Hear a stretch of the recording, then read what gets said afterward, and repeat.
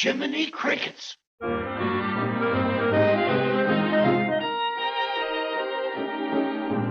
Jiminy Cricket is the name. I'm a happy-go-lucky fellow, always getting in wrong for singing my song. A merry old soul am I. Jiminy Cricket is the name. I'll be hanging around this evening. I'll be tipping my hat and telling you that Jiminy Cricket is the name.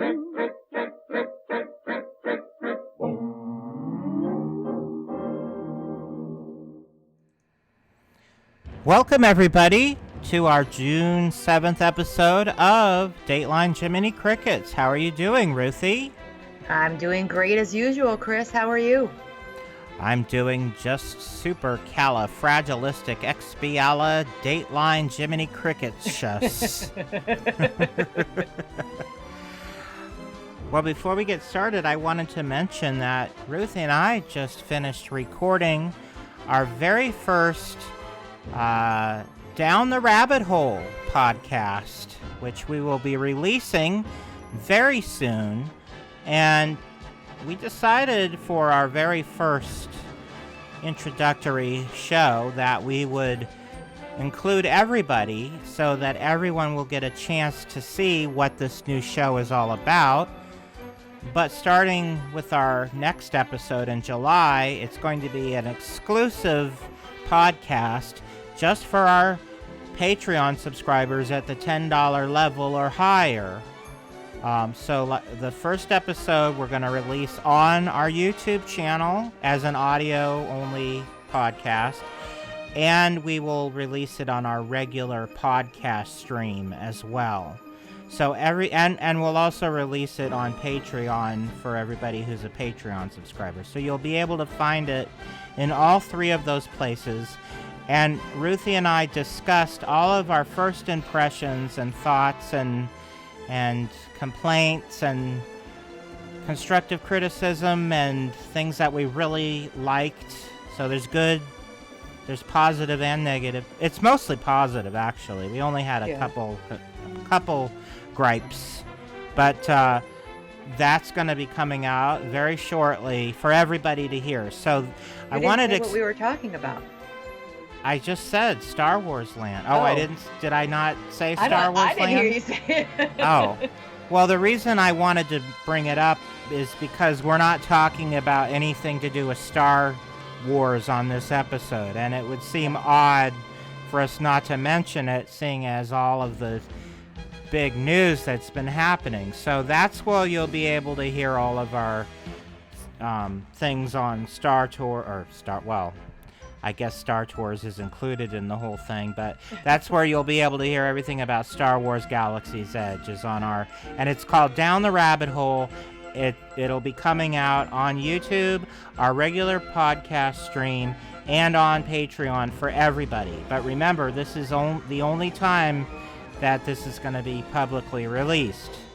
The next Down the Rabbit Hole episode will be just for Patreon subscribers at the $10 level or higher. So this is sort of our teaser episode so people will understand what they will be getting if they decide to do the $10 contribution, which is very appreciated. And we had a lot of fun recording the episode, so looking forward to having you all listen to it.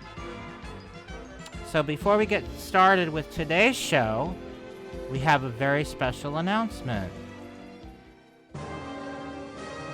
Dateline Jiminy Crickets proudly endorses Concierge Vacation Planners, a Disney-authorized specialty vacation planning service.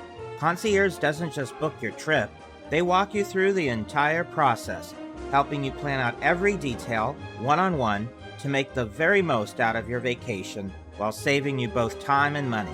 And the best part is, they charge nothing for their services. You will get the exact same pricing as if you booked your vacation directly through Disney. But in using Concierge's expertise, you've got the added bonus of having your very own personal Disney Guru planner by your side. Both Ruthie and I are also satisfied customers, and we just can't recommend them enough.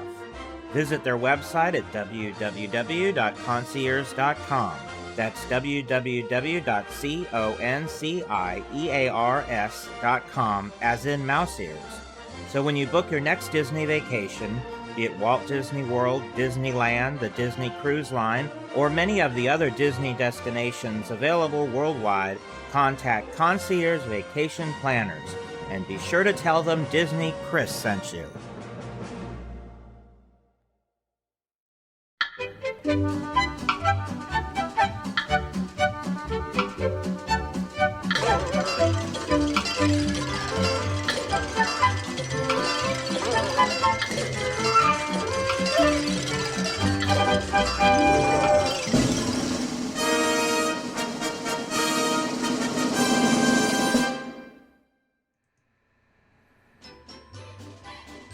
Well, here we are. It's June. That means Father's Day is coming soon. Yes. So last month, we did our top 10 most memorable Disney mothers. So this month, we decided to do our top 10 favorite Disney pets. No, top 10 most memorable Disney dads. So our Small World clock is in the spirit. They're wearing their dad outfit. Yes. So let's get right into it, Ruthie. Who is our first, who is number 10 on our top 10 list? Number 10 is a character people might not realize that he's a dad, but he is. It's the Big Bad Wolf. Yes. There were 2 of the 4 original Three Little Pigs cartoons from the 30s had 3 little wolves. Sort of the opposite of the 3 Little Pigs. We had the 3 Little Wolves, and they were actually the Big Bad Wolf's children. He was their father. They called him Pop, so I assume he was their father. So we're not saying he was a good dad. We're saying he's a memorable dad. Just like when we did the mothers, we weren't necessarily saying they were sweet and kind mothers. We were just going through the most memorable, good, bad, or otherwise. Right. So, not that he was a bad father. I mean, he wasn't like mean to them, but he had his they were sort of not his main focus. He was more concerned about getting some pork meat. Right. As you can see in this picture, he's teaching them about that. All the different parts of the pig that can be eaten, yeah. So, the next Disney dad is a part I've actually played on stage. Mr. Darling from Peter Pan, who actually, when they do it on stage, it's the same actor traditionally plays Mr. Darling that plays Captain Hook. And in the Disney version, the same voice actor did the voice of the father as did Captain Hook. Mm-hmm. Hans Conried, one of my favorite voice actors. I always loved it when he was on I Love Lucy. But Ruthie and I were saying how irresponsible it was of the parents to leave their young children in the middle of the night to go to some social event and take the dog that's supposed to be there to protect them outside. And lock her up. And lock her up so there's nobody watching the kids. Anyway, we're nitpicking. Yeah. The next Disney dad is who, Ruthie? Well, it's actually 2. It's King Stephen and King Hubert from Sleeping Beauty. Yes. And King Stephen doesn't really get to be a dad, because the minute his baby is born, it gets taken into the woods. Right. So, and King Hubert is Prince Philip's dad, and they are betrothed to be wed the day that Aurora was born. So there's a real fun scene with Hubert and Prince Philip where he tells him that he's gonna marry a peasant girl. We talked about Sleeping Beauty in detail. You should go back and listen to our recent Sleeping Beauty episode. We go in deep. A deep dive into Sleeping Beauty. But, and these two characters have a great song together as well. So. Scumps, yeah. Yeah. It's one of the funniest scenes from the movie. Mm-hmm. It's one of the only funny scenes from this movie. So who's next, Ruthie? It is the Sultan, Jasmine's father from Aladdin. Yes, again, we're not saying he's a particularly good father. He's sort of a dim-witted, irresponsible father who, well, maybe it's not really entirely his fault because he's been put under Jafar's spell. Right. And probably it's not really his fault. But I love how he likes to play with his little toys, and he's kind of a silly guy.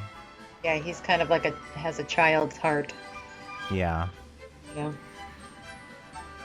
So our next Disney dad is the Goof. Yes. Dippy Dog.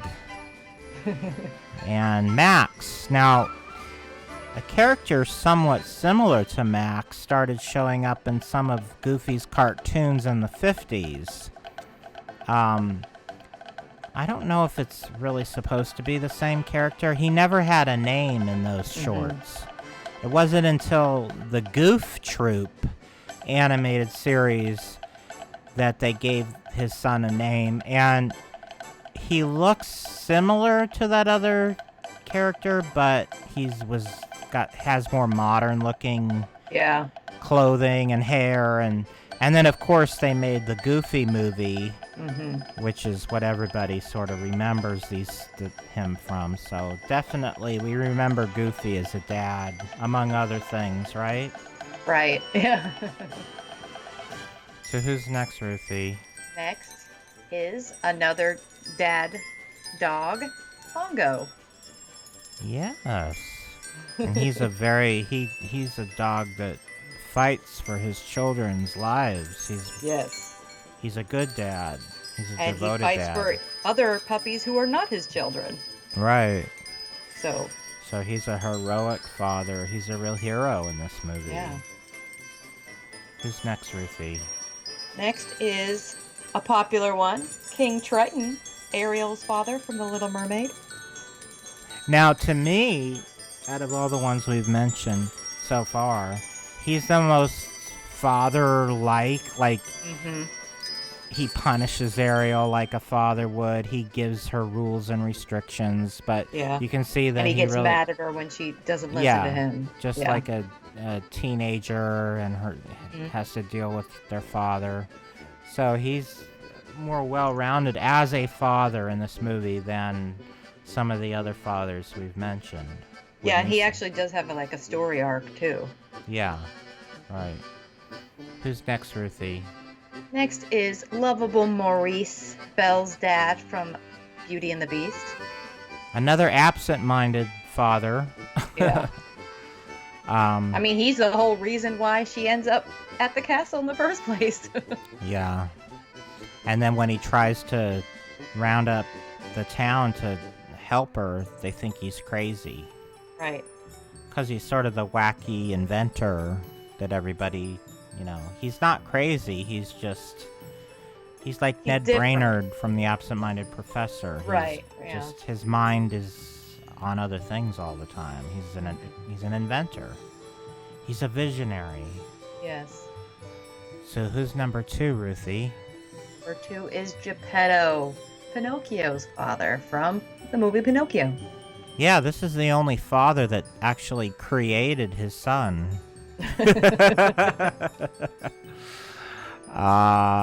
So the whole thing that moves the plot of this movie is Geppetto looking for Pinocchio, and then he gets caught in the whale, and then Pinocchio saves his father and sacrifices his own life to save his father, and by being brave, truthful, and unselfish, our Patreon levels, He becomes a real boy.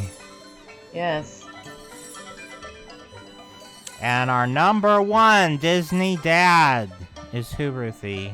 Our most memorable Disney dad is Mufasa from The Lion King, Simba's dad. Everything the light touches is our kingdom. Everything cool. I hate it when he says cool in the movie. It dates that movie so bad. Yeah. Rad. That's so rad, Dad. Jonathan Taylor Thomas. So interestingly, James Earl Jones is I think he's the only actor coming back to reprise their voice role in the new Lion King coming out. Is it this month that it's coming out? It's coming out very soon, I know that. I think it's July. Yeah, soon. Yeah. Very soon. Yeah, and I think you're right, because, I mean, you cannot have Mufasa without that voice. All right. So, we did a recent episode also on the Lion King, so you should go back and listen to that, too. Yeah. So, we have some honorable mentions that we should honorably mention. We have 10. So some of these are actual dads, and some of them are father-like figures that we thought we should include. So, the first one is Baloo, who is sort of a father-like figure to Mowgli in the Jungle Book. And then we've got a literal father, Zeus, from the movie Hercules. And another literal father, the Great Stag from Bambi. And an adoptive father who adopts the 3 kittens in the Aristocats, Thomas O'Malley. Who else do we have, Ruthie? Well, we have Merlin from The Sword and the Stone, and he's like a father-like figure to the little boy whose name is King escaping Arthur. me right now. King Arthur, a.k.a. Yes. Wart. Yeah. And then who's next, Ruthie? Then we have Chief Powhatan, who is Pocahontas' father, the chief of her tribe. Right. Then we have the king, who I guess doesn't really have a name, but he is Prince Charming's father from Cinderella. Right, and this picture of him is a scene where he's like fantasizing about his future grandchildren. Yeah, he's a funny character. That's why we wanted to include him in this. Right, and Colonel Hothie is the father of the young elephant in the Jungle Book. You probably all remember that scene. And Donald is a father-like figure to Huey, Dewey, and Louie, right? Mm-hmm. And our final one is who, Ruthie? Hiram Flaversham, and he is Olivia's father, and he's from The Great Mouse Detective. And he's the whole reason why they end up in the situation that they do. So Right, because they kidnap him to build a robot of the mouse version of the Queen of England. It's a whole thing. You have to see the movie. Yes, it's cute. But we would be remiss if we don't mention the most memorable Disney dad of all, and that would be Walt Disney. Yes. And he had 2 daughters, Sharon and Diane, and he's reading the book Pinocchio, his version of the book Pinocchio, to his daughters in this famous photograph. So I hope everybody has a happy Father's Day. Yeah, happy Father's Day. Are you ready for the news, Ruthie? Let's do it.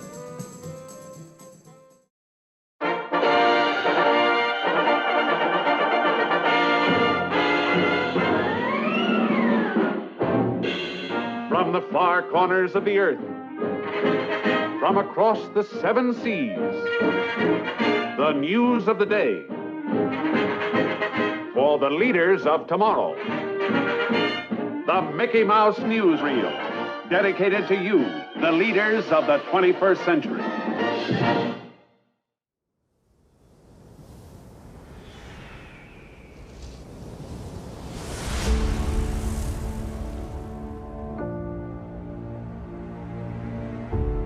I remember the story of an evil witch.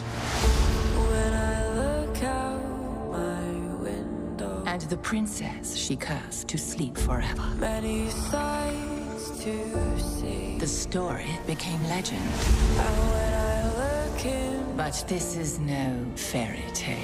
so many different. There are many who prey on the innocent. I'm sure your kind would agree. If I didn't know better, I'd say you were making a threat. Well, do you? Do I what?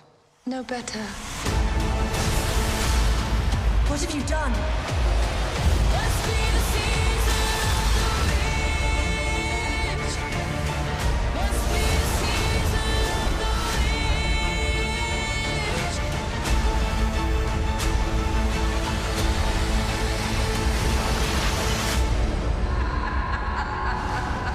Must be a season of the witch.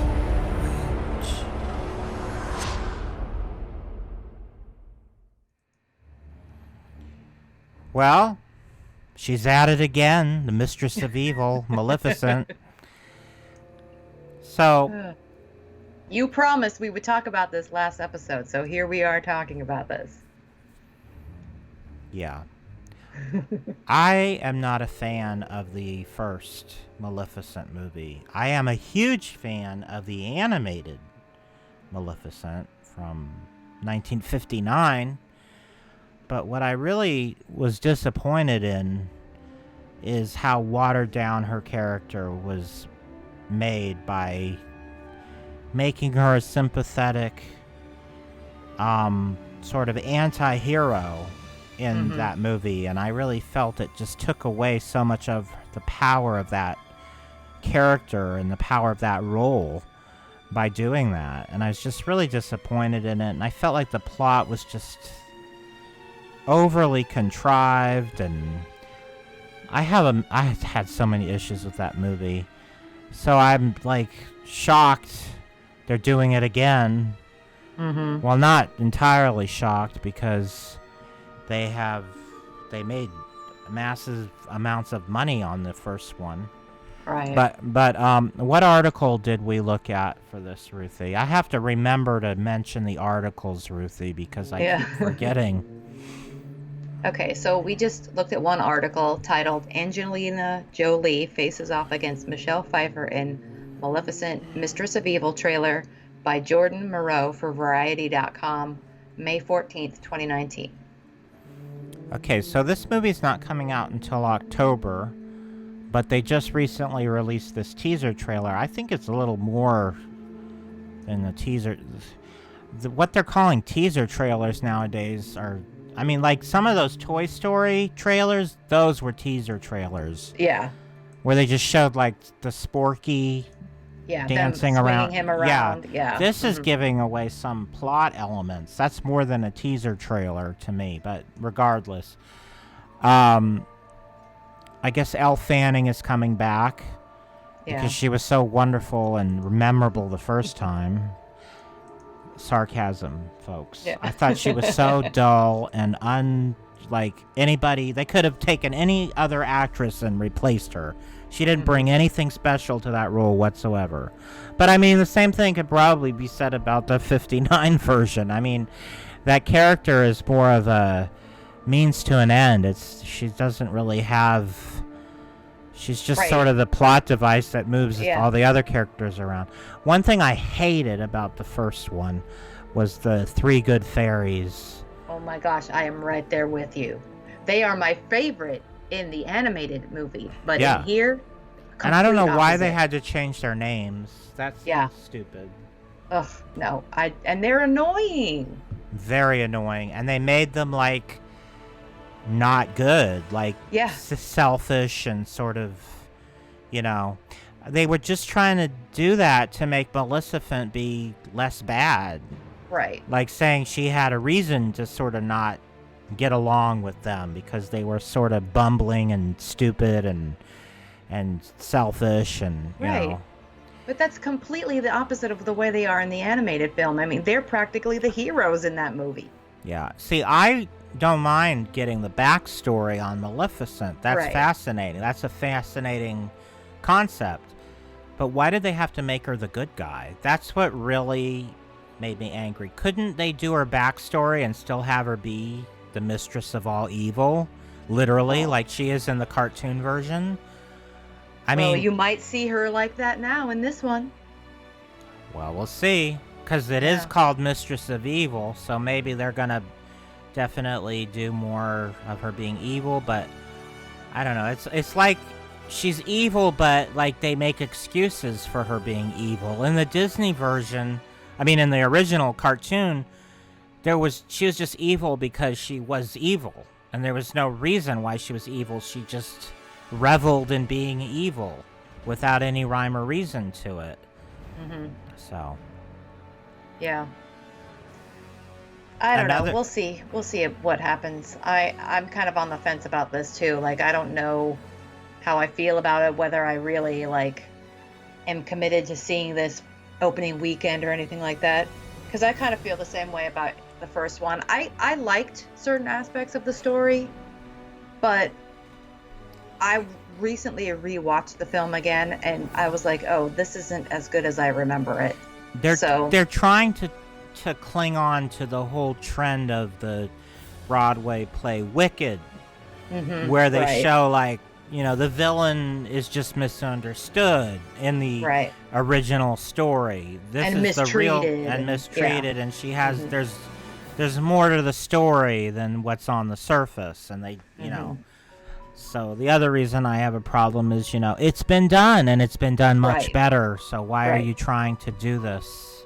Copy somebody else's idea with this, and copy it in a way that's not nearly as good as the musical. Now, see, I would love them to do a motion picture of Wicked. I think they are, aren't they? They've been talking about that ever since the Broadway musical has been out. That's what Disney should have done. They should have gotten the rights to do that and made Wicked the musical into a movie. Now, that would have been better than...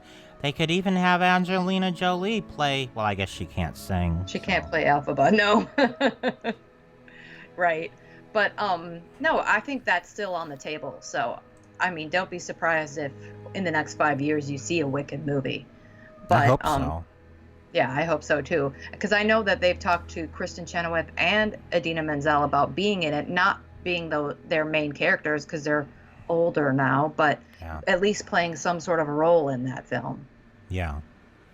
So. One other thing that sort of bugged me about this teaser trailer is this outfit that you're looking at, where she's dressed sort of scantily clad, kind of in a strapless, kind of like bikini type.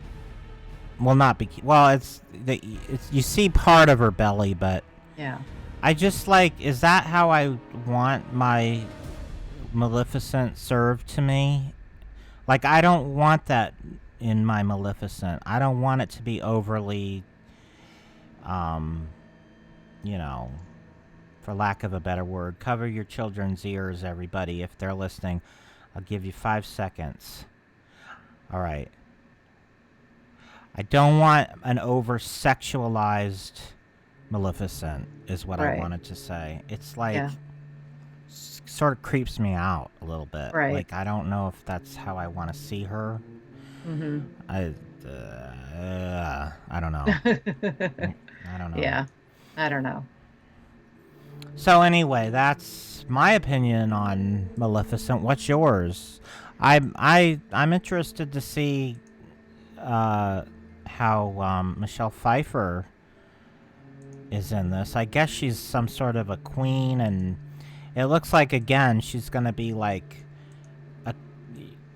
an evil with like evil intentions, and she's gonna give her a reason to do bad things because she's getting revenge against this queen that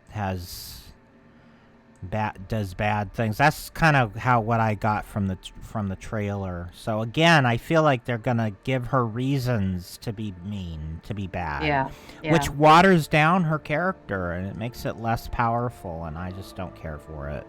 Yeah, this teaser trailer did not get me excited, and you know, I'll watch when they put the full trailer out. I'll watch it, and then we'll see if my feelings change. But I'm not really excited about this right now. I'm sure it'll do very well.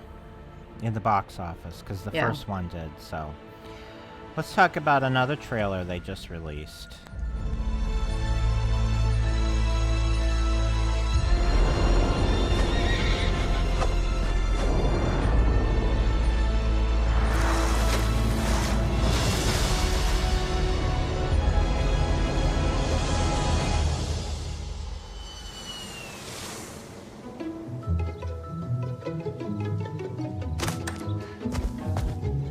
Morning! Morning!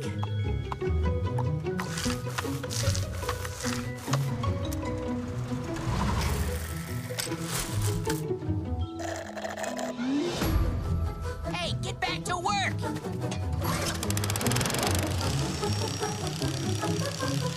Hey, Mom! Stop it! Blizzy, down! Sorry, I didn't get a chance to walk her. Oh, bad dragon! Back to your lair.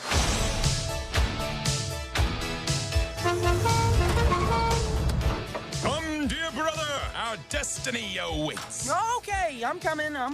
I see you've brought sustenance for our adventure. No, it's garbage for the trash can, and you left the lid off! Oh, shoot! Get out of here! Shoot! Get out!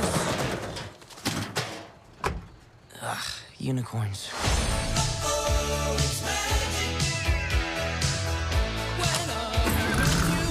We're going on a grand and glorious quest. It's not a quest. It's just a really fast and strange errand. It's totally a quest.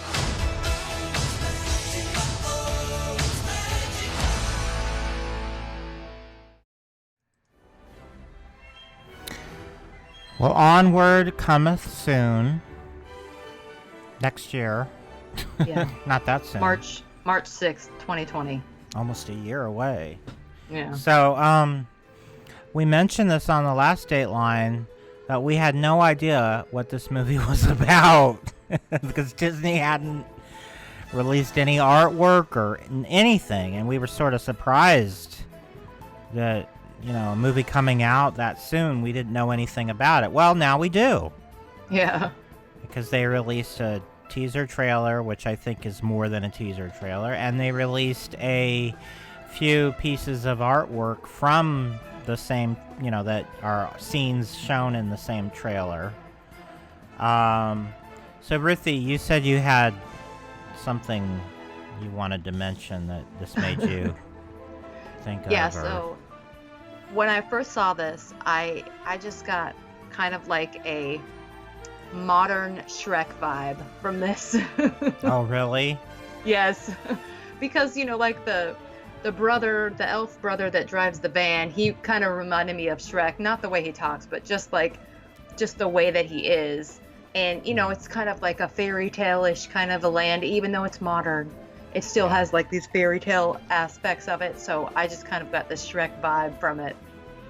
Okay, so with me, my impression was... Alright. Toy Story, Monsters, Inc., Zootopia. It's like the same thing all over again. It's like they take characters and put them in like a real world situation. They like modernize it. Maybe not as much Toy Story, but it's sort of loosely, because it's like things that that are not real have like a whole ecosystem, and Yeah. it's like, can we come up with something new, maybe, Pixar? Yeah. That's Yeah, I my see what thing. you're saying. I'm Yeah. like a little tired of this premise, Yeah. because it's been done and redone, and not just by Pixar, but by the other animated studios, like you mentioned. And like, there's so many of them. Like, there's A Shark's Tale from DreamWorks, and is that from I think it's from DreamWorks. I think so too, yeah. And, all these movies that it's like they take creatures that are in nature or from folklore and fantasy and put them in our world in some way. Yeah. They humanize them. Wasn't The Good Dinosaur the same idea too? I actually did not see that film. Oh, and there's one where they're gonna have like, that's coming out about like aliens that live on a planet and it's like our world, but they're on Mars or something. I don't know. There's so many of these, and I'm sick of the whole premise of it. It's like every animated film is this now. Yeah. Like Frozen is not my favorite, but at least it's not this. Right. It's like a real story this is just so gimmicky, you know, and it's like, oh, I have a pet. They have a pet too, but only it's a dragon. Right. Oh, I take out the trash. They take out the trash too, but only it's not raccoons, it's unicorns. I can relate. I'm just like so sick of it. I have no interest in this. Yeah. Pixar has really lost their way recently. I'm hoping though that this is just a teaser trailer, and I'm sure they have a spin on this that they're not really, advertising right now, because that's the way that Pixar is. So that's my hope, is that they aren't going to just use that same trope over and then we can all predict the ending, everything will be fine. But that they do put a spin on it, just something different to make it different. I hope that they do that. And here's some of the artwork that they released. I mean, like, I have a water bottle I spray on my cat when she's about to attack me. I can relate. Yeah, you can.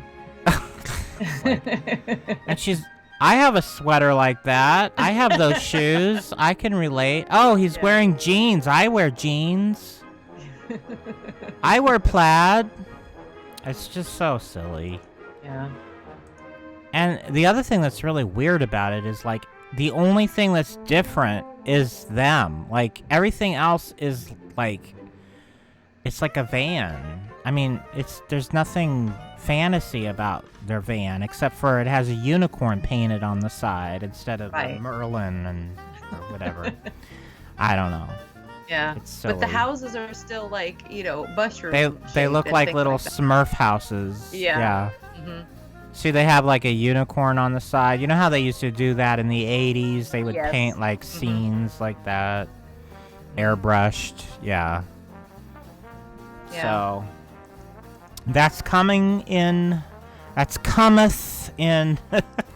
March of the year of our Lord 2020. So, let's talk about Disney Legends. Yeah. Did you hear the news? The 2019 class of Disney Legends was just announced, and it's a star-studded, incredible lineup to say the least. We're thrilled to announce that this year's honorees will be Wing Chow, Robert Downey Jr., Jon Favreau, James Earl Jones, Bette Midler, Kenny Ortega, Barnett Ritchie, Robin Roberts, Diane Sawyer, Ming-Na Wen, and Hans Zimmer. And you're invited to celebrate with them all at the Disney Legends Awards ceremony, kicking off the D23 Expo on Friday, August 23rd. What's a Disney Legend, you ask? Well, the Disney Legends Award is the highest honor that the Walt Disney Company can give to an individual. From the very first recipient in 1987, Fred McMurray, to the many incredible animators, Imagineers, songwriters, actors, and business leaders who have shaped the company over the years, including Walt's 9 Old Men, the Sherman Brothers, Julie Andrews, Marty Sklar, George Lucas, and Whoopi Goldberg. We can't wait to see the ceremony. You can join us on Friday, August 23rd at 10:30 a.m. in Hall D23 to celebrate these incredible people. And check back here soon for more tips on the best ways to get into many of your favorite shows. From a couple of Disney fans to all of you, thanks for watching. And see you real soon.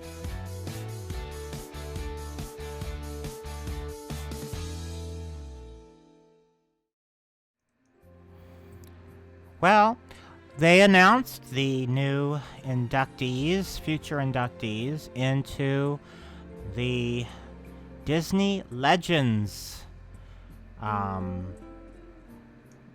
recipients. I don't know what I'm saying right now. Hall of Fame. Hall of Fame. There we go. Yeah. So this is something that started back in 1987 with Fred McMurray, and now they have 289 legends, and they're adding 11 more this year, which will total 289. We're not reaching 300. We're going to be at 289 when they receive their awards, and I guess the next spin around they'll reach 300 because they do 11, I guess. Each. Is it a set 11 or is it different every year? I don't know about that. I don't know if they only stick to 11, but you can pretty much bet that next they'll D23. Do 11. Yeah. Yes. Yeah, because they'll want to say we're 300 now. Right. Yeah, so what they do is they have an award ceremony at each D23 event, which started at the first D. Before that, they had a ceremony, but it wasn't part of D23 because D23 didn't exist. But the award goes much further back than D23.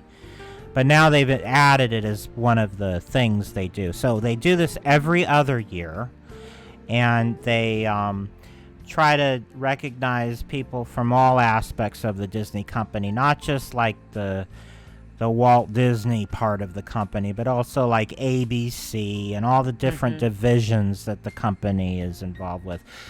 Which I'm sort of on the fence about them doing that. I feel like it sort of takes away from some of the people that were more involved with the Walt Disney part of the company, what we think of as Disney, by including people like Susan Lucci and Diane Sawyer. I don't know that they're the first people I think of when I think of Walt Disney. So, I mean, I understand how they are people worth recognizing as talented individuals, but I don't necessarily would think of them as a Disney legend.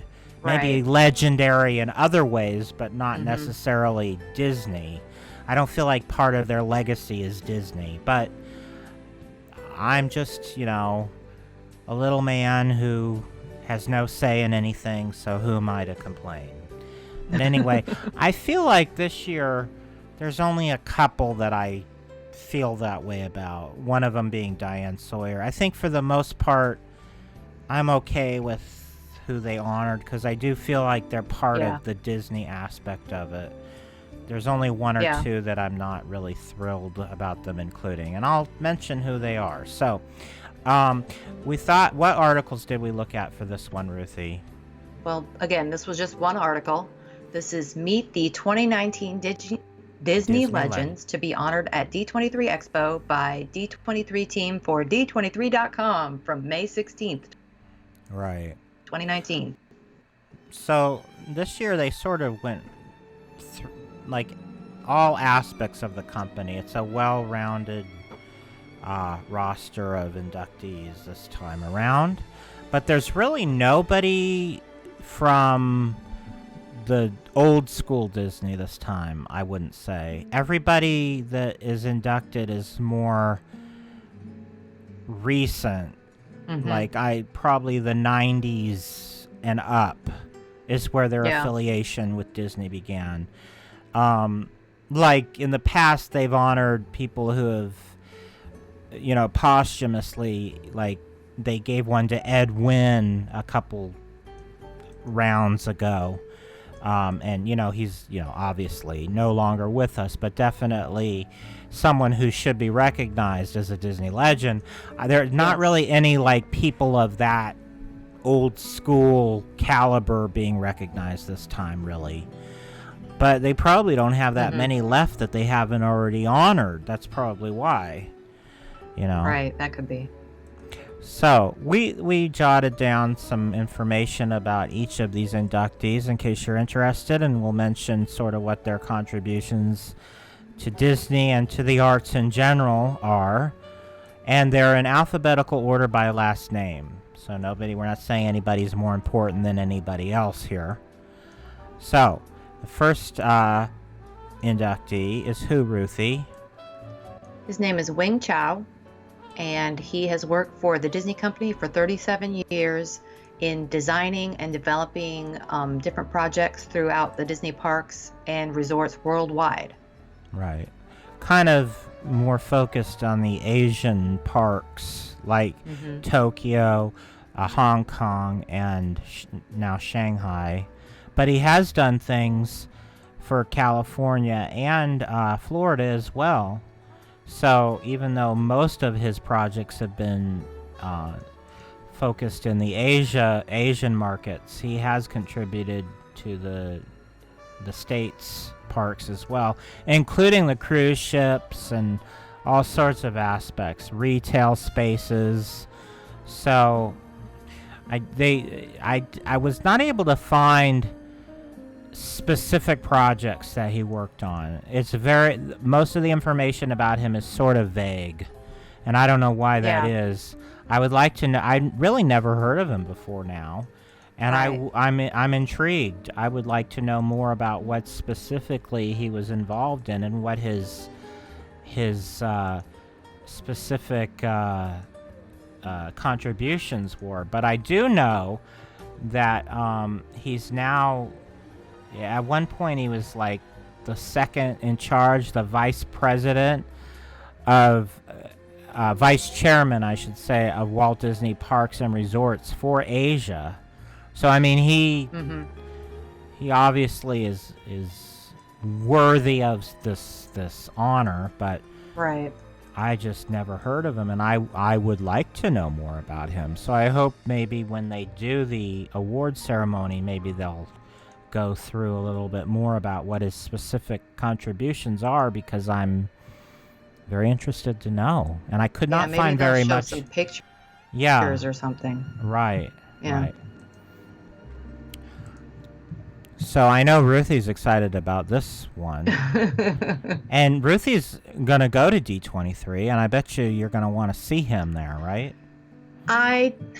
The thing about this ceremony at D23 is this is the biggest ticket show. Yeah. And everybody wants to go see this because this is where you're going to see, stars up close and personal.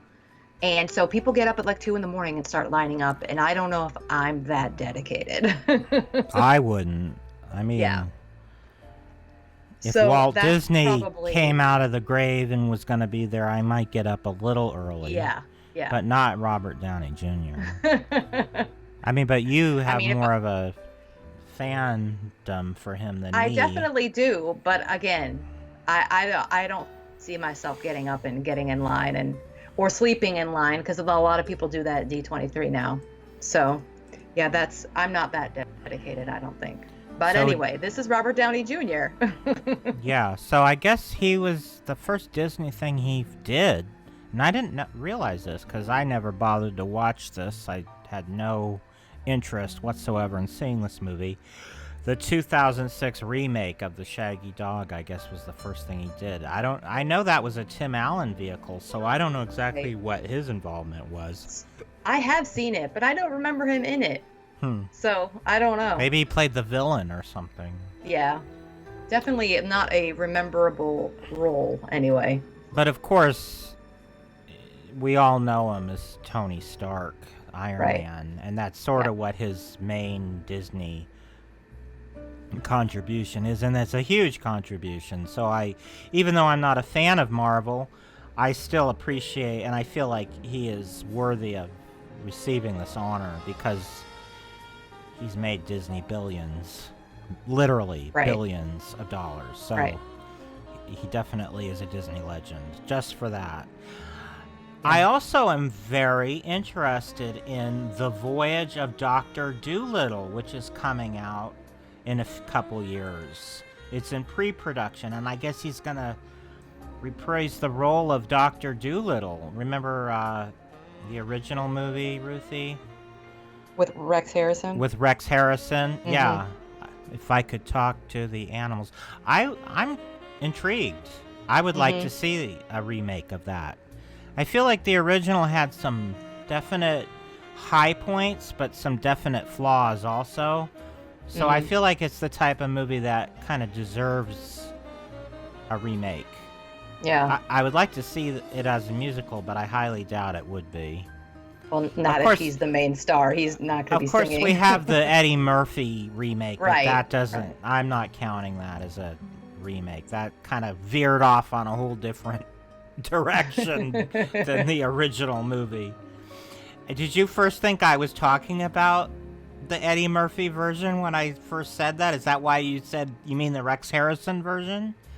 No. That's funny if you thought I meant thought that. we're not talking about that. That's why I said Red Harrison. Okay, because I mean, those movies are funny, but I wouldn't, like, want to see somebody remake those necessarily. No, I mean, with Robert Downey Jr. in that, there's definitely going to be some funny parts, but he'll still, make I mean, it Rex like Harrison was funny. Too.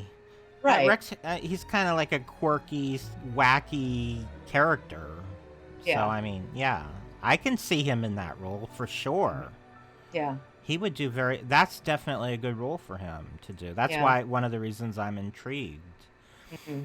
So the next inductee is Jon Favreau. And it's spelled Jon, not John. I had to do a little last-minute spelling correction for the show. Ruthie pointed out that's not John. Oh, oops. Yes, and he also has a Marvel connections here. Mm-hmm. So. Well, he started out doing stuff for some of Disney's subdivision. Like Disney used to own Miramax. And he did a movie called Swingers in 1996, which is not a Walt Disney movie, but Disney owned Miramax. Mm-hmm. And then he wrote the screenplay. Well, he wrote the screenplay and produced The Swingers. Yeah, it's a good movie with Vince Vaughn. Yeah. It's kind of like both of their breakout movies, that movie, so... And then he did, of course, the original Iron Man and Iron Man 2. Directed it, yeah. And he did The Jungle Book. Mm-hmm. And he's going to be doing the new Lion King coming out next month. And he makes, he likes to make little cameo appearances in his movies. And he played Tony Stark's bodyguard, Happy Hogan. Mm-hmm. And he's he played that character in a lot of different Marvel movies. So like right. Iron Man, Iron Man 2, Iron Man 3, The Avengers, Avengers Age of Ultron, Avengers Infinity War. He's also going to be in the Spider-Man Far From Home as that same character. So he's been reprising that Happy Hogan character. And he's also done some voice work for Disney. Mm-hmm. He did some voices for the Hercules animated TV series and Buzz Lightyear TV series and the Clone Wars. And he's also going to be producing the upcoming Mandalorian series, Star Wars series for Disney Plus coming out in November. So again, yeah, I agree. He deserves to be nominated. He has a big Disney resume. So I agree with this choice as a Disney legend. Absolutely. Yeah. So and his far, resume is not going to stop with Disney. Right. It's going to continue to go way beyond this. So far, I have no axes to grind on the three we've mentioned. And there's only a couple. There's only a couple that I take issue with. But not so far. I'll mention those when we get to them. The next one absolutely should be a Disney legend, James Earl Jones. Just for being the voice of Mufasa alone makes him eligible. Our most memorable dad.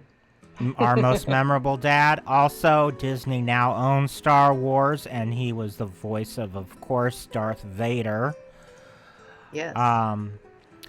And what else has he done, Ruthie? So let's see. He started out earlier in his career. He was on As the World Turns. He was in the 1964 film Dr. Strangelove. Oh, yeah. He was really good. That's a great movie. Yeah. And of course, 1977, he was the voice of Darth Vader in Star Wars A New Hope. And he's continued to do some other Star Wars things. He was in Rogue One, a Star Wars story, and he's voiced characters for the Star Wars Rebels TV show. Right. And he also provides the voice of Darth Vader for the Star Tours attraction. Right.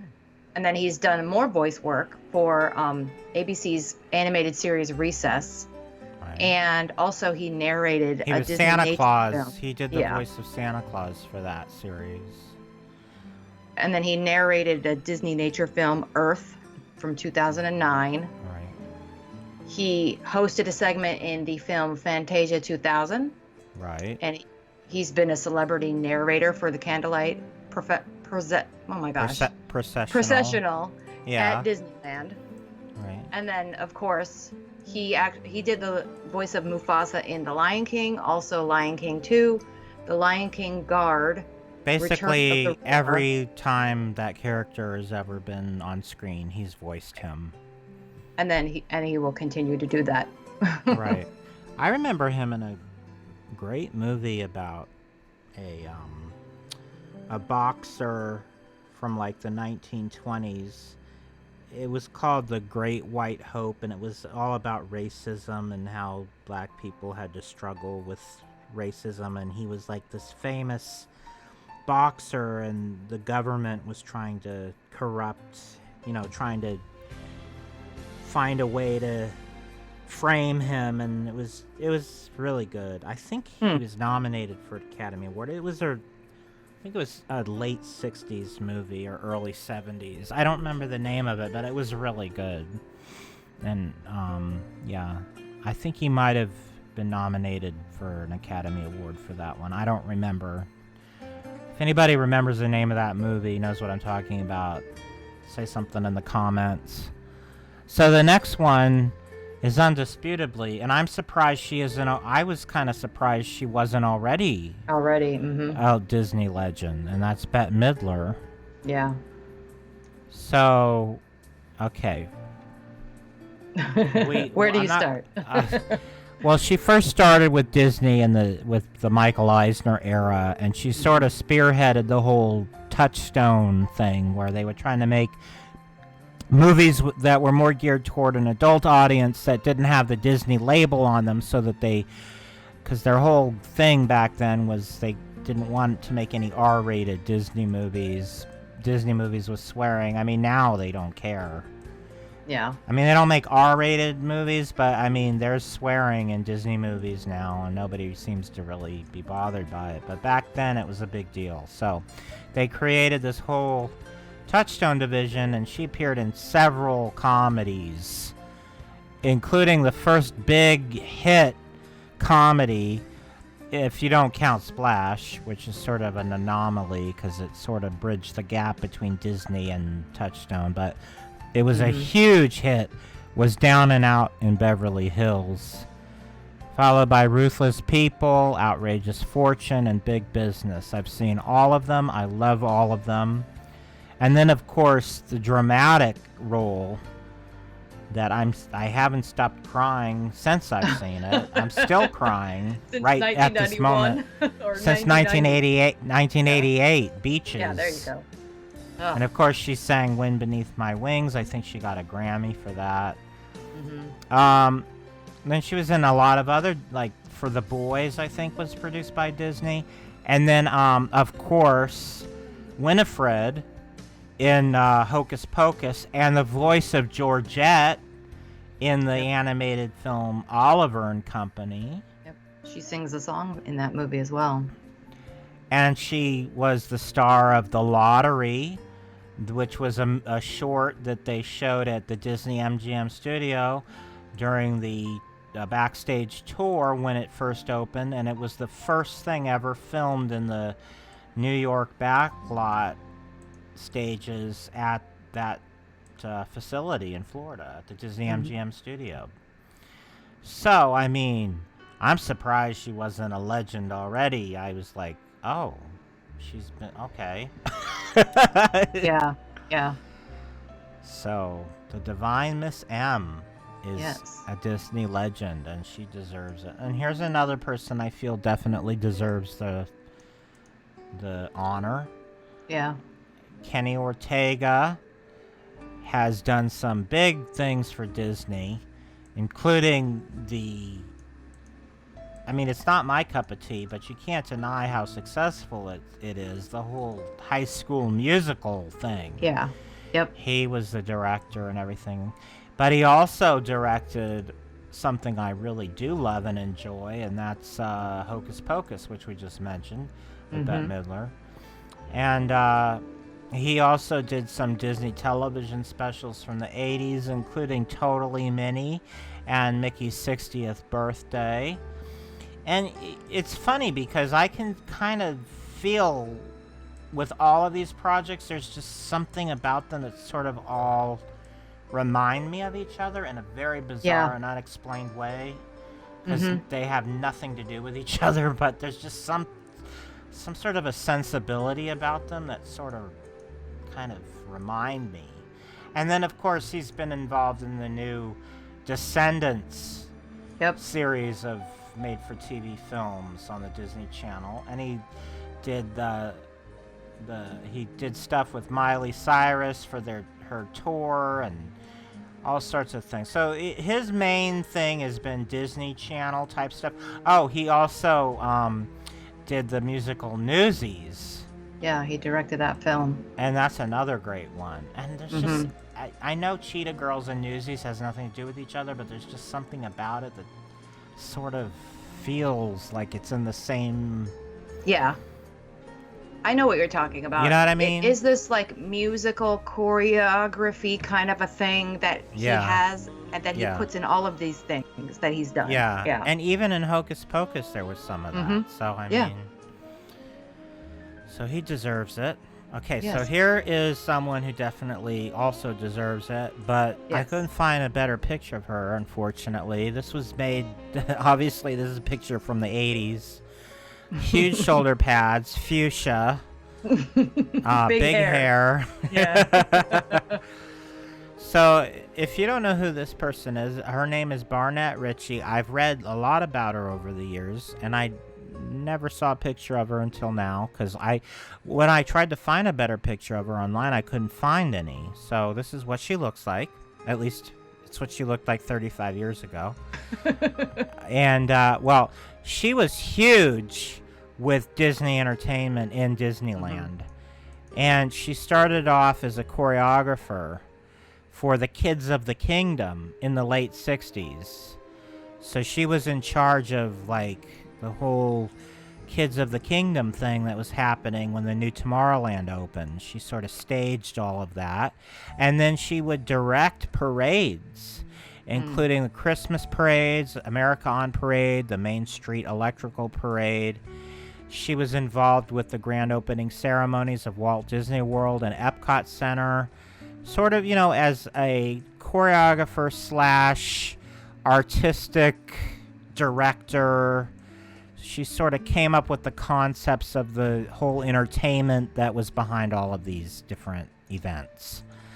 She also directed new segments of the Golden Horseshoe Review and the later Diamond Horseshoe Review in the Magic Kingdom.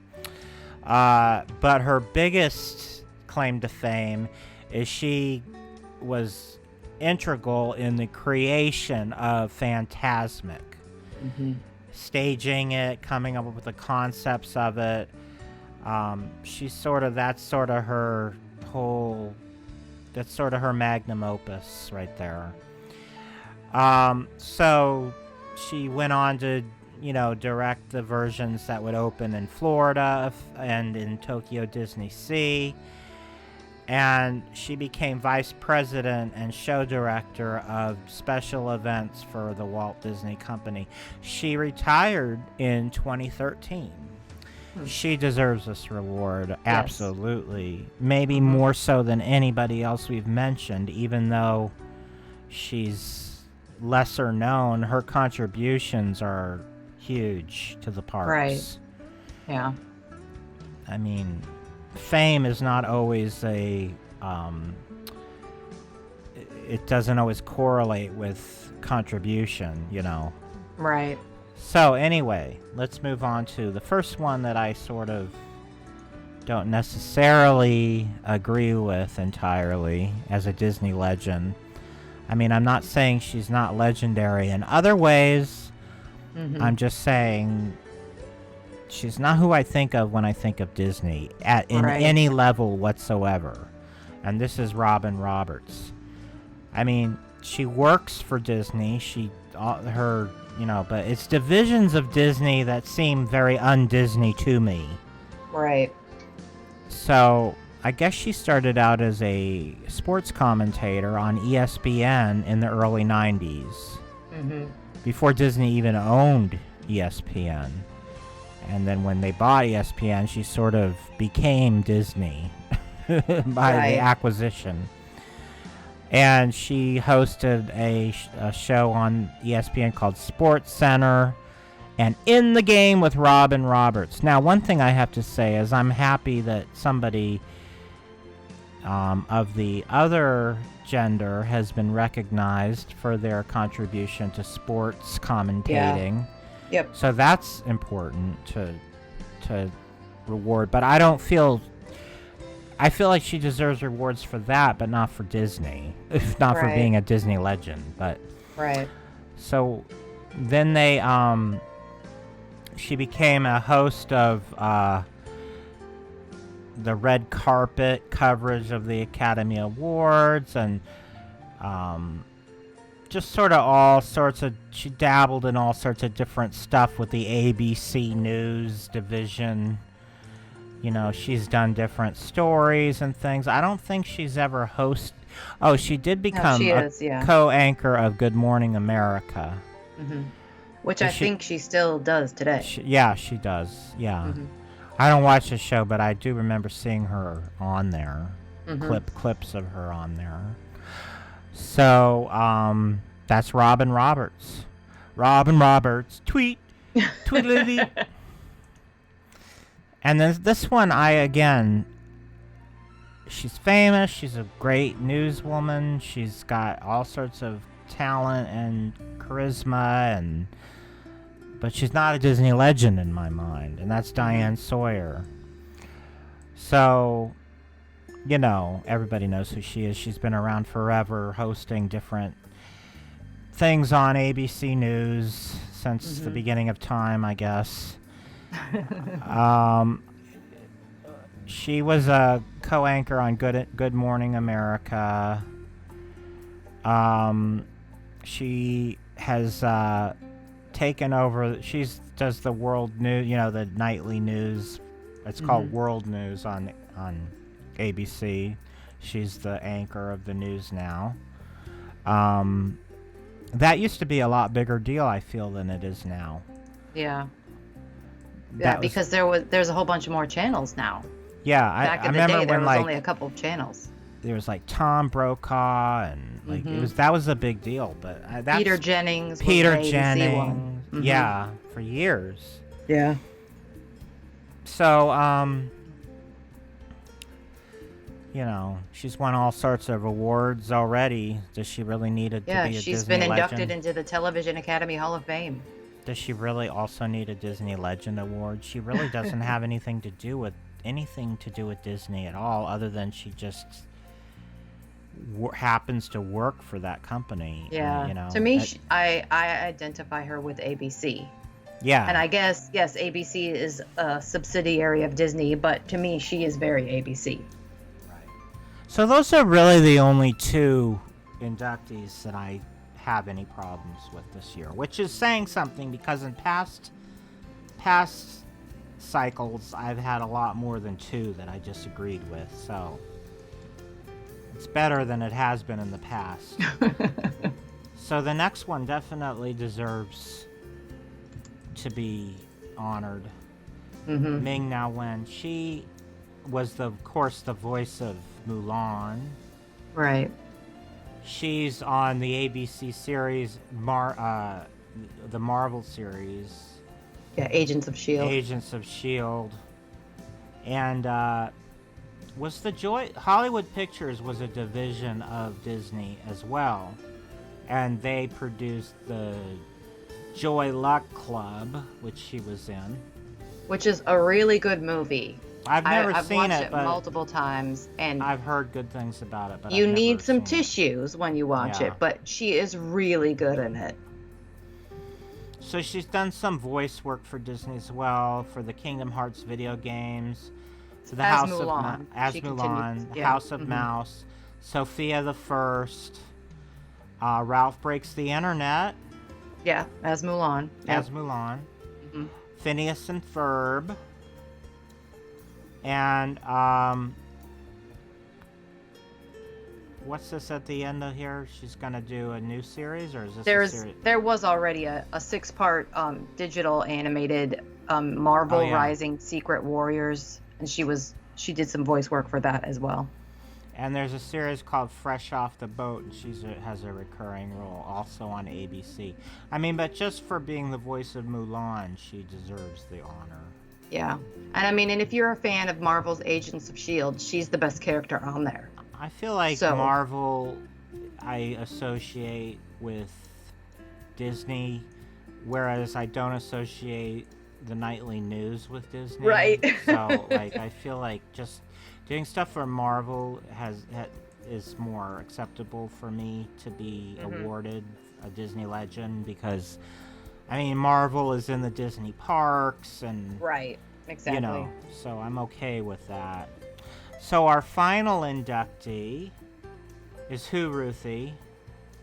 It's the composer Hans Zimmer, and he is definitely one who should be receiving this as well. Yeah. I'd say he's one of the top ones this cycle. Yeah. That deserves it. Yeah, I mean, he's equivalent to me, like, with James Earl Jones. Yeah, so he did stuff before Disney. He did The Dark Knight and the Gladiator films. And then he sort of around the same time he was doing all that, he did some sort of B-level Disney live-action films. One of them sort of has a cult following, though, so I think it's a little more than B-level. But he did White Fang, and then the one I was referring to as sort of has a cult following, Cool Runnings, which is a really good movie, by the way. Yeah, it is a really good movie. You wouldn't think, but no, it's just so well done, and the music's really good too. And then, of course, he did the big deal is that he did the scoring for The Lion King. Mm-hmm.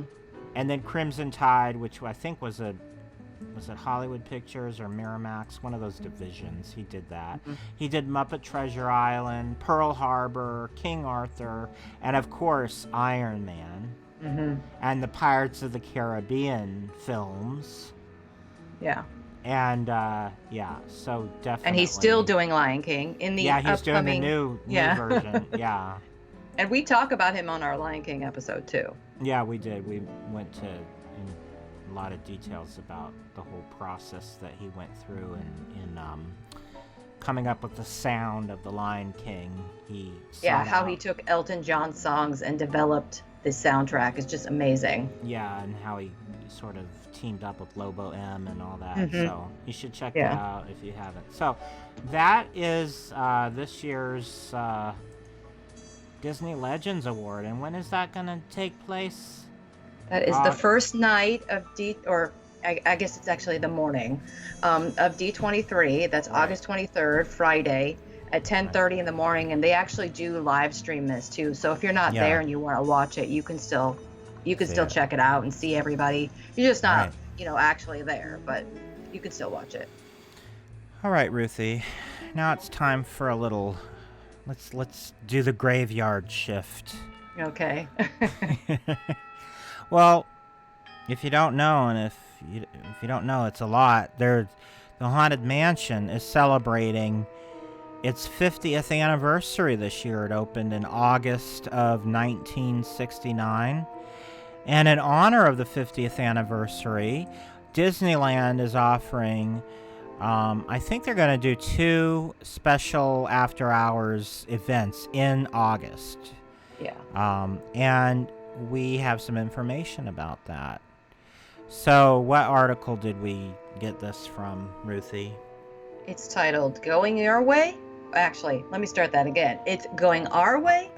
Celebrating 50 years of the Haunted Mansion Retirement Unliving at Disney Park by Michelle Harker, Manager Event Programming for Disney Park Blog, May 21st, 2019. So they're going to have an after-hours event. It's going to be called Celebrating 50 Years of Retirement Unliving. Because the whole premise behind the Haunted Mansion, it's where all the ghosts go to retire. It's like the retirement community of ghosts and ghouls and goblins. 999 of them, as a matter of fact. Yes. And, this is one of the most beloved Disneyland attractions, Disney park attractions of all time. And it's amazing to think that it's been 50 years. So these after-hour events are going to have special entertainment, merchandise, photo opportunities. Did I mention special food? They're encouraging costume wearing and all sorts of fun things. So it's nice because they're not doing the Halloween events at Disneyland this year. So it's nice that they're doing this, which is sort of Halloween-like. And it's only a couple months before Halloween, so it'll put you in the Halloween spirit. I definitely want to go to this if I lived in California. But, so here's some of the specifics that are going to happen with this event. So first of all, the whole event is going to kick off in front of the Rivers of America. And they're going to have, I don't know how they're going to show her because she's just a floating head, but somehow Madame Leota is going to make an appearance. Is she going to be a projection of some kind? Is she going to be someone dressed up as a head? I don't know how they're going to do it. I'm not exactly sure, but I'm intrigued. Yeah. But she's going to sort of start the festivities. She's, lovingly referred to as a swinging wake. And there's going to be a cavalcade of musicians and dancers and performers from beyond the grave. I'm sure they're going to have the cadaver dance there. Yeah. Mm-hmm. And I would definitely want to see video of this. I'm interested in that. So after the opening ceremony, they're going to have a mix and mingle where they're going to have people dressed up as the different characters from the Haunted Mansion. Like, this is the tightrope woman in the stretching room, where you see that she's above an alligator when the room stretches. So and she's on like a thin piece of twine. Very thin, yeah. So one of Mark Davis's paintings for that. So they'll have, all these characters that you recognize from the attraction walking around, meeting and greeting with you. And in addition, of course, they'll have the hitchhiking ghosts meeting and greeting. And you'll also be able to take special photographs in front of backdrops and things. And they're going to decorate the mansion as well with special anniversary decor of somehow. They're going to liven up the actual attraction with special bonus adornments for the event. And then, in addition to that, a part of the park on the west side is going to be open to guests. So you'll be able to ride probably Splash Mountain. I'm sure Galaxy's Edge will not be open, but yeah, I don't think so. I think you'll be able to do like Pirates and Mansion, obviously Mansion. Yeah. Splash Mountain will probably be open. I assume the Jungle Cruise and Indiana Jones and maybe the Tiki Room. I think all of those, they're calling them West Side attractions. Yeah. Possibly the Big Thunder as well. Yeah. Because those are all considered West Side.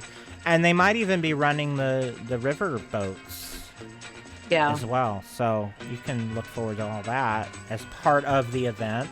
In addition to that, they're going to have special food and special merchandise. They haven't given out many specifics on what those things are yet, but they did release this image of some of the different types of things you'll be able to purchase. And from what I can tell, they have some shag artwork that I've seen in the that's past. not new, yeah.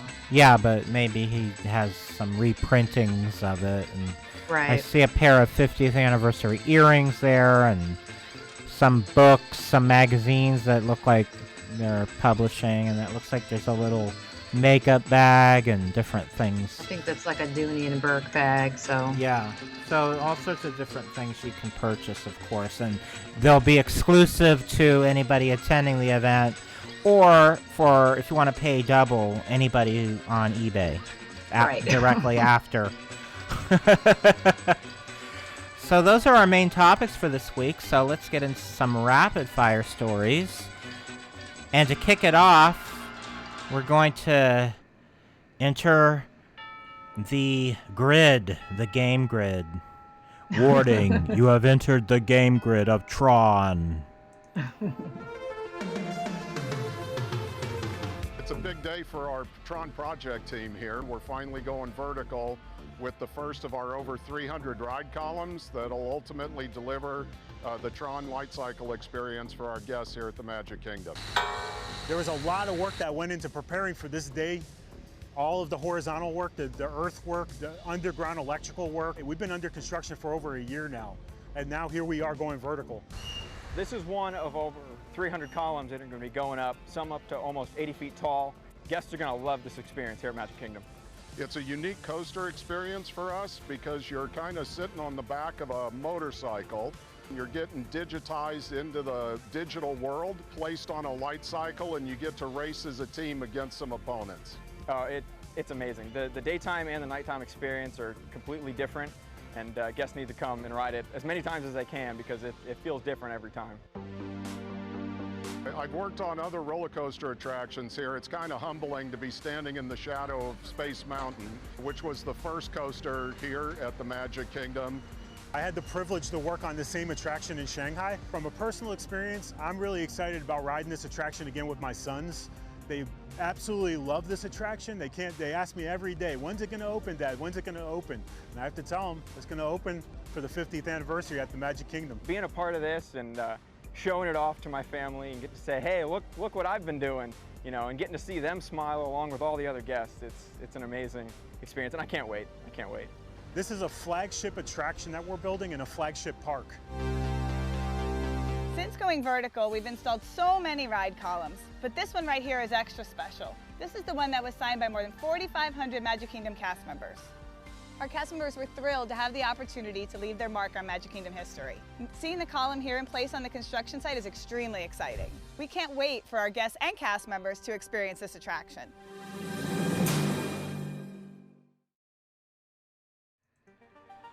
Well, we're going vertical. As I said like 12 times in that video. We're going vertical. I hate that.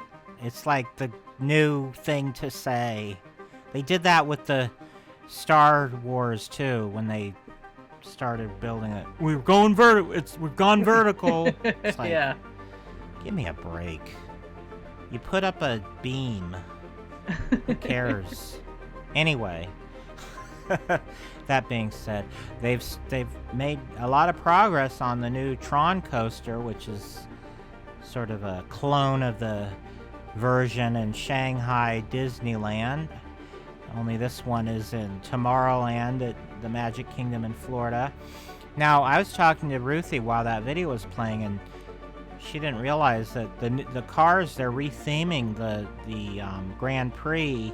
They're gonna, well, she knew they were gonna put in new electric cars, but they're also gonna theme the cars so they sort of tie in with the whole Tron aesthetic. So I mean, I don't really understand everybody's big excitement about this attraction, because to me it just looks like a regular roller coaster. It doesn't feel like a Disney attraction that's totally immersive. I mean, you look at it from the outside and you're like, oh, there's a roller coaster. Whereas with Thunder Mountain, you're like, oh, there's a runaway rail train. With the Matterhorn, you're like, oh, there's a bobsled ride. I mean, those are like experiences to me, and you don't see like anything on those that resembles anything of a roller coaster whatsoever. You don't see beams and railings and things. They're all hidden within the theming of the attraction.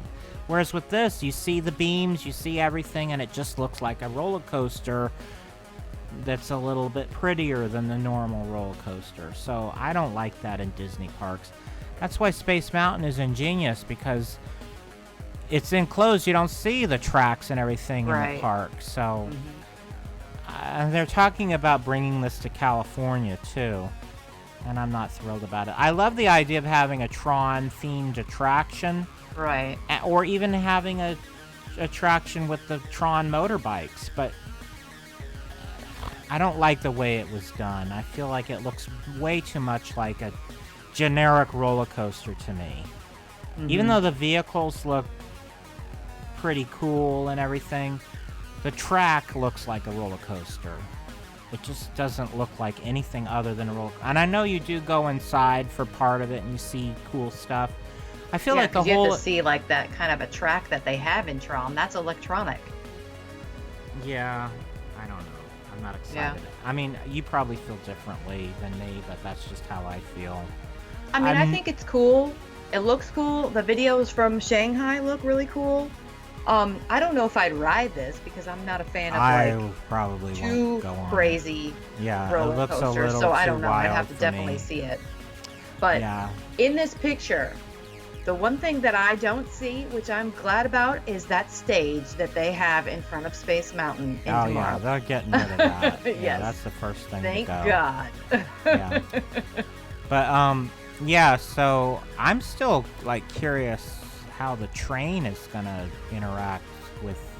They haven't really explained. Is the train gonna just go through it, or are they moving it so it goes around it, or? Yeah. I'm not sure, because it goes right over the train tracks where they are right now. So I'm sort of wondering how that's all gonna come about. So our next story also has sort of a space future theme, and they talked about a few more details about the upcoming space restaurant at Epcot Center. And what article did we look at for that, Ruthie? We There's looked at two. Yeah. The first one is New Details About Space-Themed Restaurant Coming to Epcot by Thomas Smith, Editorial Content Director for Disney Parks, May 10th, 2019. And breaking! Epcot's new Future World Space Restaurant will open later in 2019 by Jessica Figueroa for WDW News Today, May 10th, 2019. Right, so I guess it's they're ahead of schedule, and it's going to open earlier than it had originally been announced. And they mentioned that they're going to have I guess, what was it about the alcohol? There was some mention about. They're going to have more than 1,000 bottles of the world's finest wine and a wide selection of craft beer. And internationally inspired cuisine. Right, and they're trying to get the same people that would generally work at the international pavilions and World Showcase to work this restaurant as well. For some reason, they want it to have an international feeling to it, like it's an international space station of some kind.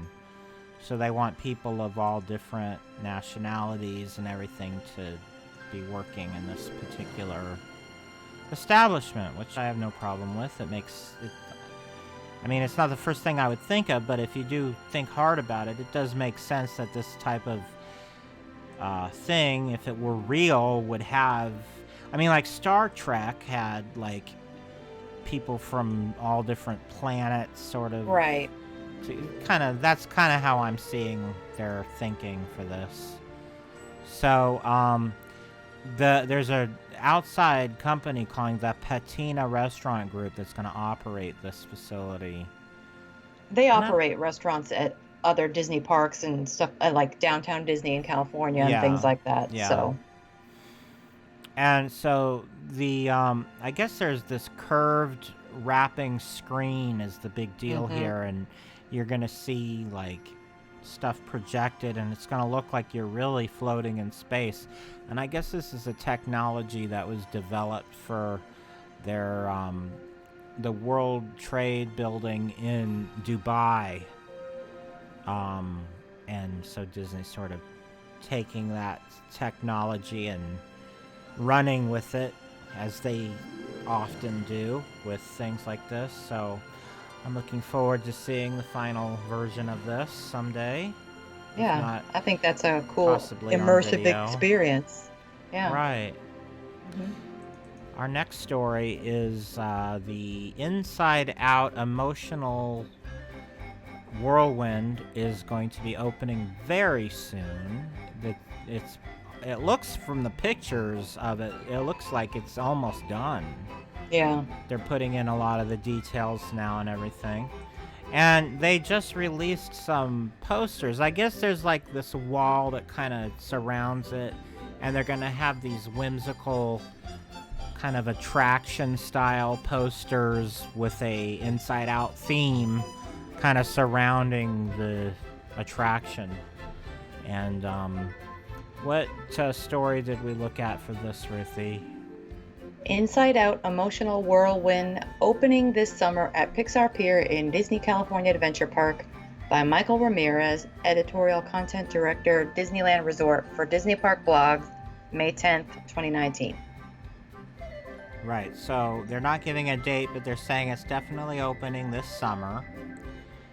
And so the posters, which they just made public, we've got Abstract Thought, we've got Cruise the Subconscious, The Headquarters, Train of Thought, Tours Now Leaving, Imagination Land Always Open, the Visit Cloud Town, and I can't read this one. It's something Islands. I can't read that either.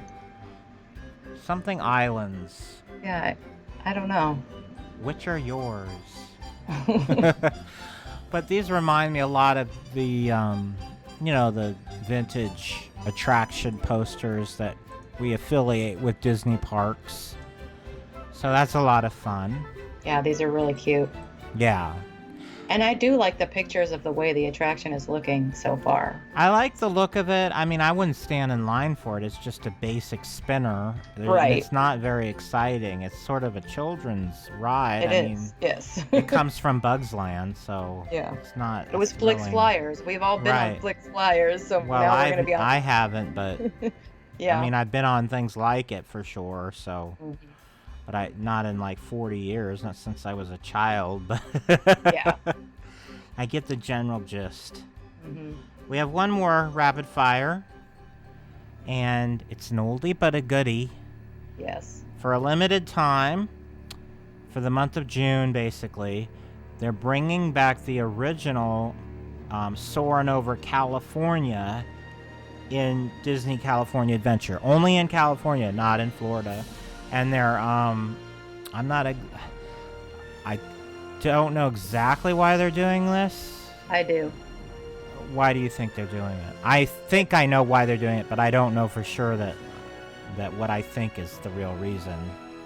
I'm like 99.9% sure that they're bringing this back because this is during the preview period of Galaxy's Edge. Yeah, and that's they my want to attract theory. People to come to California Adventure. So, right. They're trying to spread as much people around as possible by adding stuff. And we just had Mickey's Philharmonic open up here at Disney California Adventure, and now they're bringing Soarin' Over California back because people love this version of the attraction, the original version. And the reality of it is this fits here, and this belongs here, and this is the version that should be in California. Yeah, I mean, I feel like the world version does belong in Florida because it was weird to have a California thing there, but here it makes more sense. Right. I mean, I've never been on this version. I've only been on the Soarin' Around the World, but I've been on both, and this is definitely my favorite. I like That's what most people. California. That's what I've heard most people say, that this is their preferred out of the two. Mhm. I mean, I Right. thought the version I saw was fantastic, but I don't have anything to compare it to. So The thing about this one is it doesn't have all of the CGI and stuff like that that the Soaring Over the World or Soaring Around the Right. World does. Right. So this is like, authentic, scenes that aren't edited or, augmented in any way like the other one. So right, and also I've heard that the transitions seem a little bit smoother, Mhm. less stark. Like, oh, now we're in Paris. Oh, now Right, we're yeah. in Africa. Yeah. So that is our episode of Dateline Disney, or Dateline Jiminy Crickets, I should say. And Ruthie, where can everybody find Jiminy Crickets on the web? you can listen to all of our past shows, including audio versions of Dateline Jiminy Crickets, on our website, jcricketpodcast.blogspot.com. You can also listen to us on iTunes under the name Jiminy Crickets, that's with an exclamation point, and be sure to leave us a 5-star review. On our YouTube channel, we share updates to the Disney Chris website, including the Disneyland Magical Audio Tour, as well as past episodes of the Jiminy Crickets podcast and Dateline Jiminy Crickets. You can find our channel if you search for DisneyChris.com, and remember, .com is spelled out DOTCOM. And don't forget to subscribe and click on the notification bell. You can also join in the conversation over on our Facebook page, Jiminy Crickets Podcast, where you can not only interact with Chris and me and all the fellow Cricketeers, but you can also stay up to date on all the latest details of our many worldwide web endeavors. In addition to all the normal places you have always found our podcast, you can now also find us at The Roarbots, a unique website celebrating all aspects of geek culture, including Disney fandom. We are proud to be a part of this motley crew of pop culture superfans, and we share an episode of our podcast there each and every Thursday. So be sure to check out this amazing website at www.theroarbots.com. If you'd like to contact the show with your questions or comments, our email address is disneychris.dotcom@gmail.com. We would love to hear from you. You can find us now on Instagram. Our official Instagram account is at DisneyChris_JC_podcast. There's already hundreds of colorful vintage Disney images, in fact 300 so far, on our page. And we are continually adding more fun Disney things to see there. And this is also a great place to get updates to our podcast, to my website. I've been posting, different things about what's going on over there on Instagram. So be sure to check that out and follow us. Also, I am on Twitter at DisneyChris73. And on Facebook, Ruthie can be found under the name Ruthie Brown, and I can be found under the name Chris Linden. That's Lyndon, as in Lyndon Johnson. And my website is DisneyChris.com, home to the Disney Song of the Day and the Disneyland Magical Audio Tour, where you can now find over 1,700 audio tracks from the happiest place on Earth. Now, we would also like to give special thanks to those who help spread our magic with their generous support. And you can help support Jiminy Crickets, the Jiminy Crickets podcast, Dateline Jiminy Crickets, and the Disney Chris website by becoming a Patreon subscriber. By joining our illustrious roster of supporters, you will receive exclusive rewards every month, including audio content, Disney video commentaries, and an exclusive Patreon subscribers only podcast. Additionally, your name will be featured on screen during the closing credits of each Dateline Jiminy Crickets podcast. So be sure to check out our new donation levels and special rewards at www.patreon.com/DisneyChris. You can also make a one-time only donation or recurring donation via PayPal, and recurring PayPal donators qualify for the same rewards as our Patreon subscribers. You'll find links to all these donation options on my website at disneychris.com/donate.html. And we thank you again for your generous support. It helps us keep the magic going. Do you have any final words for today, Ruthie? Yes. To quote Walt Disney, laughter is timeless, imagination has no age, and dreams are forever. And always let your conscience be your guide. Now it's time to say goodbye to all our company. M-I-C. See you real soon. K-E-Y.